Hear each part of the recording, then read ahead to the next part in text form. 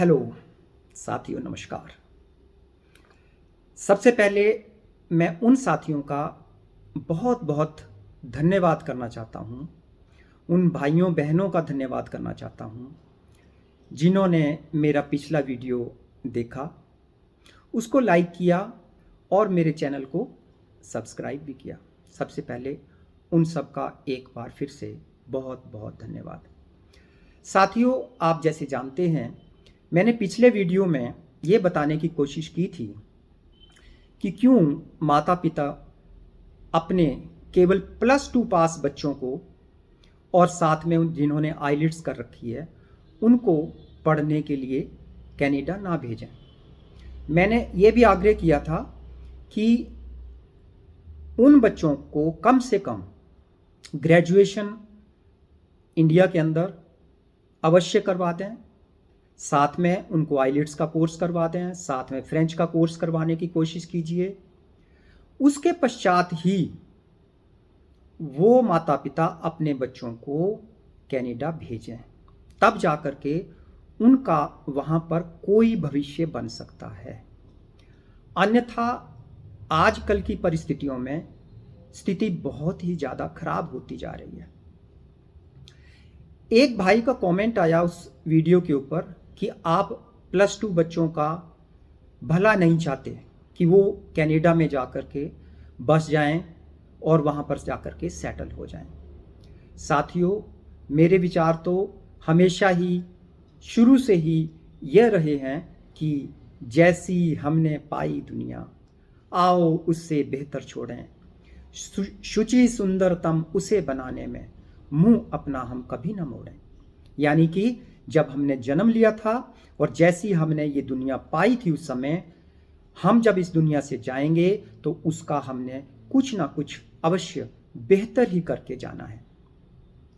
तो साथियों, मैं तो हमेशा हर व्यक्ति का भला ही चाहता हूँ, इसीलिए मैं ये वीडियो बना रहा हूँ। साथियों, कल ही मुझे एक कनाडा से कॉल आई। वो कॉल एक इंटरनेशनल विद्यार्थी की थी। वो विद्यार्थी मेरा जानने वाला है। मैं पहले आपको उसका बैकग्राउंड बता दूं थोड़ा सा। वह इंडिया से ग्रेजुएशन करने के पश्चात कनाडा आया था। वहाँ पर उसने 2 साल का पोस्ट ग्रेजुएशन किया और उसके बाद उसको 3 वर्ष का वर्क परमिट भी प्राप्त हुआ। 3 वर्ष के वर्क परमिट के बाद उसका एक्सटेंशन भी हुआ। उसने लेटेस्ट आईलेट्स के अंदर 8 बैंड प्राप्त किए। उसके बावजूद भी उसका स्कोर इतना नहीं बन पाया कि वह पीआर प्राप्त कर सके। इसी दौरान बीच में 1 वर्ष के बाद ही उसने अपनी सिस्टर को भी यहाँ पर इंडिया से कनाडा बुला लिया। वो दोनों भाई बहन वहाँ पर इकट्ठे ही रहते हैं और मेरे जानकार भी हैं। तो वो इस समय बड़ा परेशान था विद्यार्थी कि मैंने 8 बैंड प्राप्त किए, उसके बावजूद भी मेरा स्कोर बन नहीं पा रहा है, पूरा नहीं हो पा रहा है। और अब उसके सामने 2 ही विकल्प हैं, या तो वो इंडिया वापस आ जाए या फिर अपना वहाँ पर स्टेटस मेंटेन करने के लिए LMIA खरीदे। अब आप सब जानते हैं कि वहाँ पर LMIA की खरीदने की क्या कीमत है, लगभग $30,000। अगर वो $30,000 नहीं देता तो उसे इंडिया वापस आना पड़ेगा। साथियों, आप उन माता पिता की भी स्थिति को समझ सकते हैं जिन्होंने अपने 2 बच्चों को, एक बेटे को और एक बेटी को कनाडा भेजा पढ़ने के लिए, उनके सुनहरे भविष्य के लिए। परंतु दोनों ही बच्चे बहुत सिंसियर होने के पश्चात भी वो आज कनाडा के अंदर पीआर नहीं करवा पा रहे हैं। तो साथियों, उनको वापस आना पड़ेगा या फिर कोई ना कोई स्टेटस, अपना लीगल स्टेटस मेंटेन करने के लिए कुछ ना कुछ उनको और खर्च करना पड़ेगा।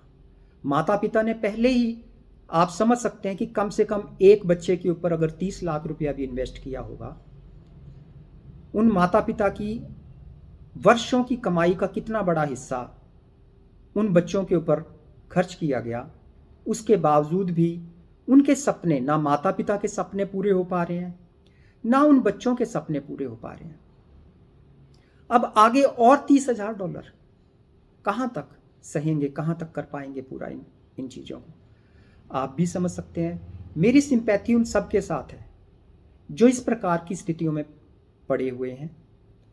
मैं भी चाहता हूं कि कनाडा गवर्नमेंट उन सब के बारे में सोचे जो वहां पर पहुंच चुके हैं, उन सब को पीआर मिले किसी न किसी प्रकार से, परंतु नहीं हो पा रहा है। आप देख रहे हैं ब्रैम्पटन के अंदर हजारों बच्चे सड़कों के ऊपर प्रोटेस्ट करने के लिए बैठे हुए हैं। कोई कहता है उनका आंकड़ा 70,000 का है, कोई कहता है उनका आंकड़ा 1 लाख का है, कोई कहता है 2 लाख का है। वो विद्यार्थी क्या करेंगे, उनके माता पिता क्या करेंगे?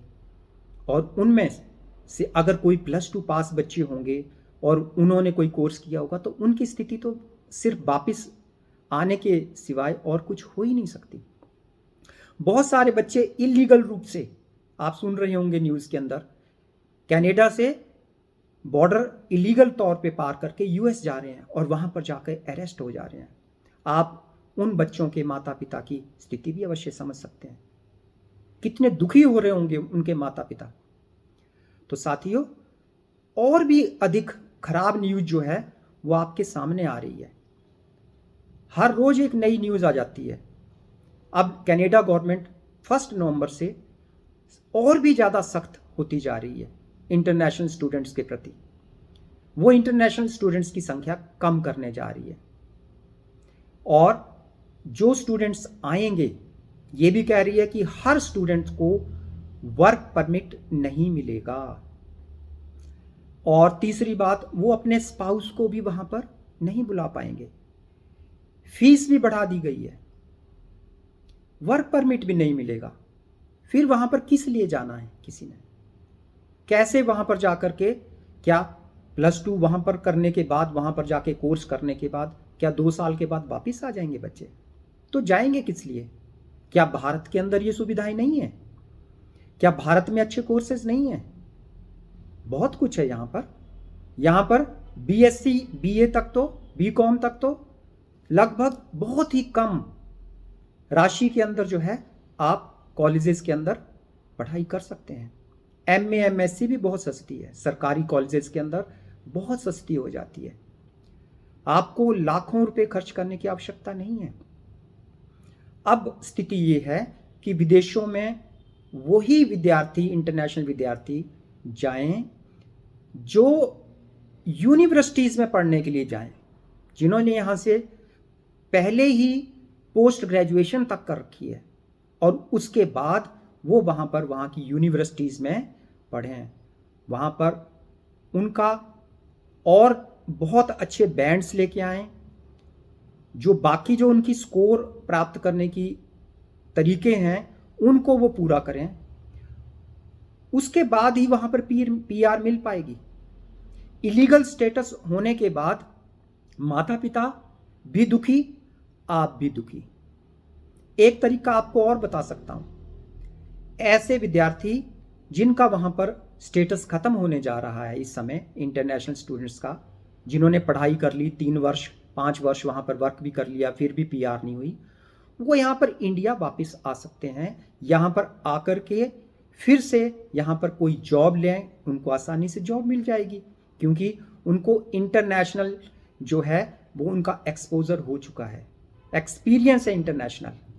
तो वो यहाँ पर इंडिया में वापस आ जाएं, यहाँ पर और 2-3 वर्ष जॉब करें, उसके बाद डायरेक्ट एक्सप्रेस एंट्री के अंदर वो यहाँ से भी अप्लाई कर सकते हैं और सीधे उनकी पीआर हो सकती है।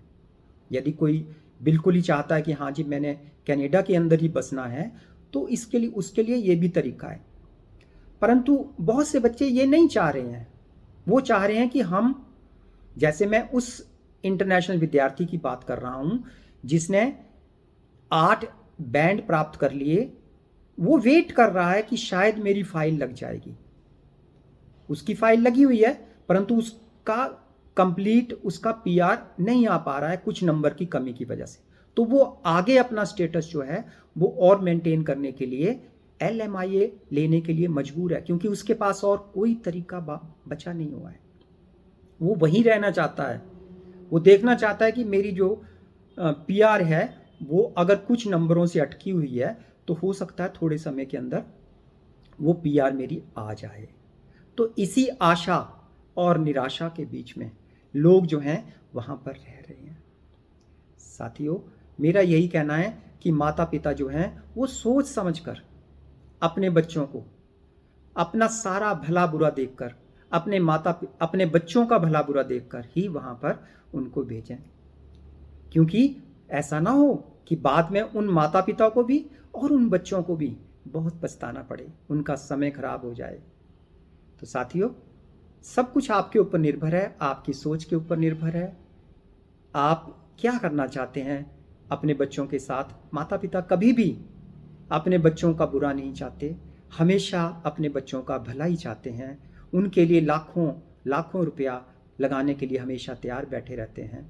तो साथियों, अगर आपको मेरा ये वीडियो अच्छा लगा तो इस वीडियो को लाइक भी करें और मेरे चैनल को सब्सक्राइब भी करें। आप सबका एक बार फिर से बहुत बहुत धन्यवाद।